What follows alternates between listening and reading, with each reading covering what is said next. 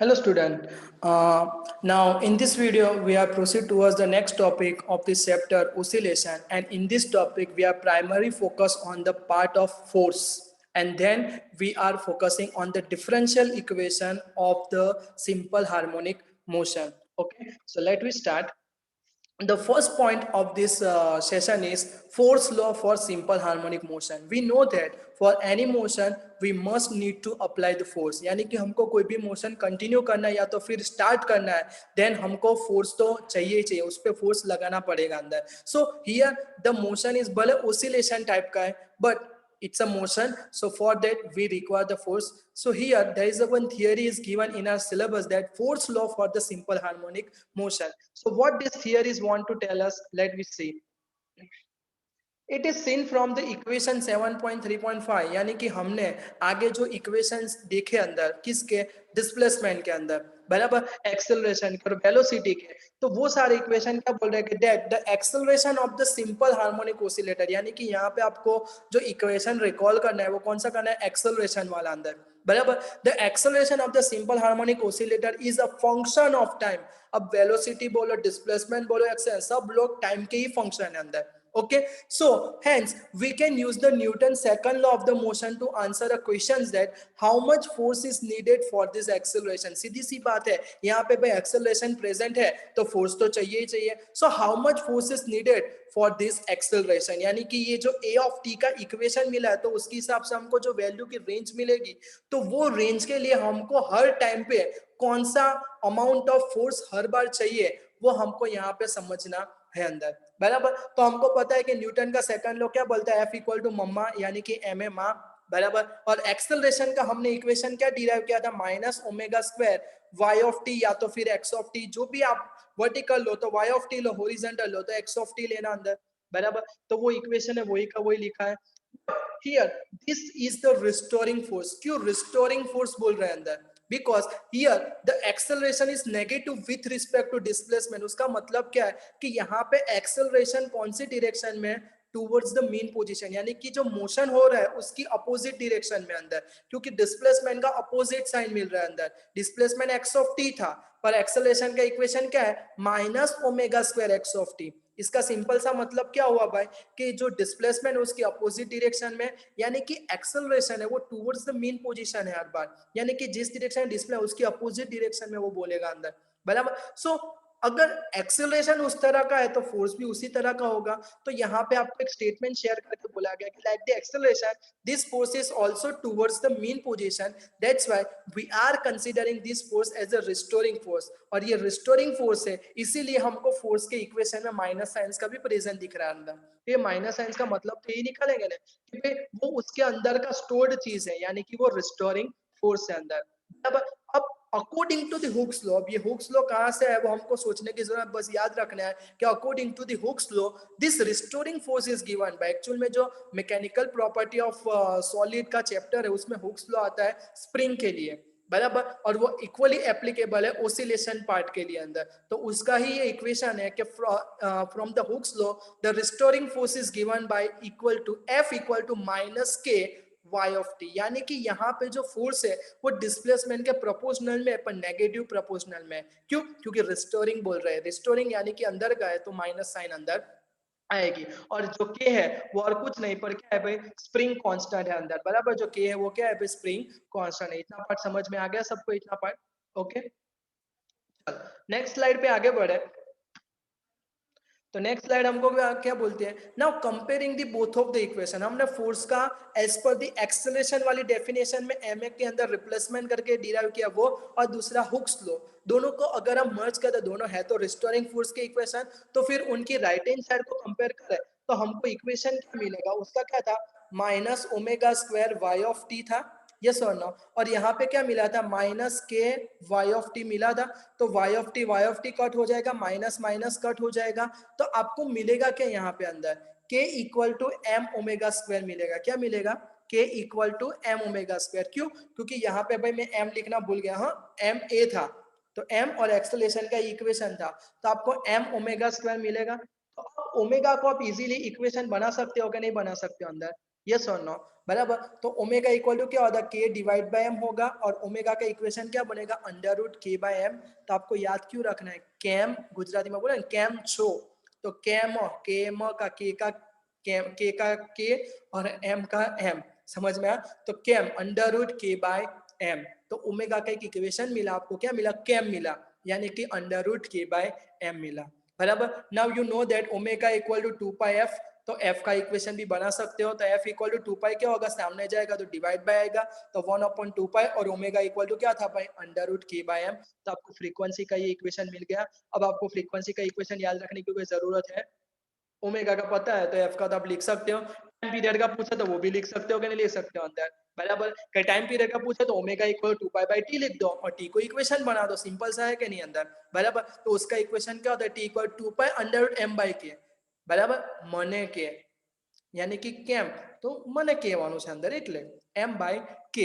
Clear है, यहाँ पे सबको इतना पार्ट हो गया। तो हमको यहाँ पे कंपैरिजन करके फाइनली हमको क्या मिला, 3 इक्वेशन नहीं मिले अंदर, बराबर। उसमें एक ही इक्वेशन से बाकी के 2 रिमॉडिफाइड हो रहे हैं, एंगुलर एक्सेलरेशन का, और उसका रिलेशन किसके साथ मिला हमको, अरे सॉरी, एंगुलर वेलोसिटी का, यानी कि एंगुलर फ्रीक्वेंसी का, जिसका रिलेशन हमको कांस्टेंट और मास के बीच में मिला अंदर, बराबर। So in many cases the simple harmonic motion can also occur even without the spring, and in that case k is called the force constant of the simple harmonic motion। अगर आप spring के अलावा कोई और चीज के oscillation की बात, जैसे स्विंग की बात कर रहे हैं, तो वहां पे ये जो k है उसको हम फोर्स कांस्टेंट बोलेंगे, पर स्प्रिंग का बेस पे आप ओसिलेशन ले रहे हो तो वहां पे हम स्प्रिंग कांस्टेंट ही कंसीडर करेंगे अंदर, समझ में आ रहा है अंदर। तो force constant for the simple harmonic motion, and it is the restoring force per unit displacement. पर ये है क्या, तो वो और कुछ नहीं, आपने अभी किया था कि F equal to minus K Y लिखा था, बराबर। तो K इक्वल टू क्या होगा, minus F by Y, minus F यानी कि रिस्टोरिंग फोर्स और Y यानी कि डिस्प्लेसमेंट। तो हुआ क्या, restoring force per unit displacement, वो किसकी डेफिनेशन है, वो कांस्टेंट की डेफिनेशन हुई अंदर। समझ में आ रहा है सबको इतना पार्ट, तो बहुत ही सिंपल सा पॉइंट है ये। नेक्स्ट स्लाइड की ओर आगे बढ़े, तो क्या बोल रहे हैं हमको अंदर, तो आपको एक डेफिनेशंस आपके टेक्स्ट बुक में ये थियरी के एंड में दी गई है, okay. And the definition is of the linear harmonic oscillator and non linear harmonic oscillator, बराबर। तो क्या बोल रहे हैं कि if the force exerted on the particle, कोई पार्टिकल मोशन करेगा तो उस पर फोर्स तो एक्सर्ट होगा। So if a force exerted on any particle is directly proportional to इस डिस्प्लेसमेंट इन टाइम टी, यानी कि कोई भी टाइम के अंदर अगर वो जो फोर्स है वो डायरेक्टली प्रोपोर्शनल टू डिस्प्लेसमेंट होगा, then oscillating particle is known as the linear harmonic oscillator. तो मतलब क्या हुआ कि जो भी पार्टिकल हमारा ओसिलेट कर रहा है वो लीनियर हार्मोनिक ओसिलेटर बोला जाएगा, और उसका जो मोशन है उसको लीनियर हार्मोनिक मोशन बोलेंगे अंदर। समझ में आ रहा है सबको इतना पार्ट, बराबर। पर ये क्या है, आइडियल कंसेप्ट है अंदर। In reality, in real world, the force में contain the small additional term proportional, यानी कि जो फोर्स है, बराबर, वो और भी एडिशनल टर्म के प्रोपोर्शनल में होता है, कभी एक्स स्क्वायर के कभी एक्स क्यूब पे, बराबर। So in this case this is consider as the non linear oscillator. तब वो लीनियर खाली नहीं रहता, तब वो नॉन लीनियर हो जाता है अंदर। समझ में आ रहा है। और हम वैसे भी जानते हैं प्रोपोर्शनल का ग्राफ ही हमको स्ट्रेट लाइन मिलता है, पर एक्स स्क्वायर एक्स क्यूब होगा तो उनका ग्राफ तो ऐसे कर्वेचर मिलता है, तो वो तो नॉन लीनियर ही हुआ ना अंदर। समझ में आ रहा है सबको इतना पार्ट। तो ये आपको 2 डेफिनेशन आपके टेक्स्ट बुक में दी गई है अंदर। नेक्स्ट स्लाइड की ओर आगे बढ़े, तो हमको यहाँ पे एक क्वेश्चन दिया गया है, बराबर। क्या दिया गया है, obtain the force law for simple harmonic motion from the displacement of simple harmonic motion particle. अभी हमने क्या किया था, ऊपर फोर्स लॉ डिफाइन किया था, पर उसमें क्या किया था, हमने एक्सेलरेशन का इक्वेशन रख के फोर्स का इक्वेशन बनाया, और हुक्स लॉ दोनों को कंबाइन करके, बराबर, हमने कुछ एनालिसिस किया था। यानी कि वहां पे हमने फोर्स को इक्वेशन को अप्लाइड किया था, डिराइव नहीं किया था अंदर, बराबर। पर वो सही है कि नहीं, हम ये थियरी से बोल सकते हैं कि सिंपल हार्मोनिक मोशन का जो डिस्प्लेसमेंट है उससे हम क्या डिराइव करेंगे भाई, फोर्स लॉ डिराइव करेंगे अंदर। समझ में आ रहा है। तो आपको करना क्या है, आपने वेलोसिटी और एक्सेलरेशन का पार्ट दिखा था, वही पार्ट यहाँ पे रिपीट करना है अंदर, बराबर। तो सिंपल हार्मोनिक मोशन के लिए भाई कोई भी टाइम टी होगा तो उसका डिस्प्लेसमेंट का इक्वेशन ये होगा, सब डिफाइन कर दो ये सारी चीज क्या है। तो वेलोसिटी आप इस तरह से फाइंड कर सकते हो कि नहीं कर सकते हो, डिफरेंशिएशन करके, हाँ के ना। तो आपको ये इक्वेशन मिला था, फिर से एक्सेलरेशन फाइंड करो, तो एक्सेलरेशन का तो एक ही थियरी में आपको सारी चीज करनी है और इक्वेशन देना है अंदर। बराबर। अब ये इक्वेशन आपको मिल गया, तो हमको फोर्स लाना है तो मास से मल्टीप्लाई करना पड़ेगा। So multiply the mass on both of the side. तो अगर दोनों साइड आप मल्टीप्लाई कर दो तो M A of T equal to क्या मिलेगा, minus M omega square X of T मिलेगा कि नहीं मिलेगा अंदर। बराबर, समझ में आ रहा है। अब इसकी जगह में क्या लिख सकता हूँ, एफ लिख सकता हूँ अंदर। बराबर, और यहाँ पे मास और ओमेगा दोनों कांस्टेंट है, तो दोनों का एक जनरल कांस्टेंट में के लिख दूं तो मुझे वही लो मिला जो हुक्स का लो था, F proportional to minus X of T. Yes और नो, समझ में आ गया कि ना आ गया। तो फाइनली हमने क्या किया कि ये जो डिस्प्लेसमेंट का इक्वेशन था उसमें डिफरेंशिएशन करके, थोड़ा सिंप्लीफिकेशन करके, एम से मल्टीप्लाई करके हमने फाइनली फोर्स का लो जो है वो हमने क्या किया, डिराइव किया अंदर। समझ में आ रहा है सबको इतना पार्ट। तो बहुत ही सिंपल सी थियरी है, कुछ भी इसमें हार्ड नहीं है। जो आपने आगे किया वही का वही रिपीट टेलीकास्ट आपको यहाँ पे करना है अंदर। बराबर, और अब मेन चीज आ रही है यहाँ पे अंदर कि चलो भाई कब का हम सिंपल हार्मोनिक मोशन बोले उसके इक्वेशन की बात कर रहे हैं, तो उसका एक्चुअल में डिफरेंशियल इक्वेशन क्या बनेगा आप। बराबर, तो हमने देखा कि न्यूटन के सेकंड लॉ के हिसाब से F इक्वल टू एम है, और एक ही जगह हम dv बाई dt लिख सकते हैं और v की जगह dx बाई dt लिख सकते हैं। यस और नो। यहाँ पे v ऑफ t का ऑलरेडी डिफरेंशिएशन है, तो फिर डिस्प्लेसमेंट का 2 बार डेरिवेटिव करना पड़ेगा कि नहीं करना पड़ेगा अंदर।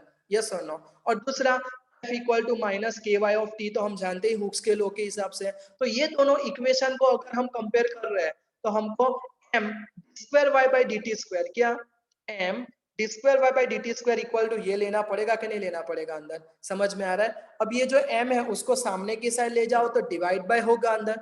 बराबर है, पर आप जानते हो कि ओमेगा इक्वल टू क्या मिला था, कैम मिला था अंदर। तो फिर ओमेगा स्क्वायर क्या होगा, के बाय एम होगा कि नहीं होगा अंदर। बराबर, तो यहाँ पे देखो के बाय एम है तो उसकी जगह में ओमेगा स्क्वायर लिख सकता हूँ कि नहीं लिख सकता हूँ अंदर। बराबर, और ये माइनस टर्म है उसको लेफ्ट हैंड साइड ले आओ तो क्या होगी, प्लस हो जाएगी। तो बस ये आपको मिल गया, सिंपल हार्मोनिक मोशन का इक्वेशन मिल गया। और डिफरेंशियल इक्वेशन इसलिए बोलते हैं क्योंकि डिफरेंशियल फॉर्म में अंदर। बराबर, और ये इक्वेशन को अच्छे से रिकॉल करना, 12th में इसका हम यूज करेंगे अंदर, इलेक्ट्रिसिटी का जब चैप्टर आएगा उसमें अंदर। समझ में आ रहा है। तो बहुत ही सिंपल सी थियरी है, कुछ इसमें ज्यादा एक्स्ट्रा हार्ड कुछ नहीं है अंदर। बराबर, तो फाइनली आपको डिफरेंशियल इक्वेशन का जो इक्वेशन है वो क्या मिला, D square Y by D T square plus omega square Y of T equal to 0। तो है कोई इक्वेशन, तो इक्वेशन का कोई ना कोई आंसर होगा कि नहीं होगा। तो कब के हम सिंपल हार्मोनिक मोशन के लिए जो डिस्प्लेसमेंट का इक्वेशन लेते हैं, क्या लेते थे, एक्स ऑफ टी या तो फिर Y of T equal to हम क्या लेते थे भाई अंदर।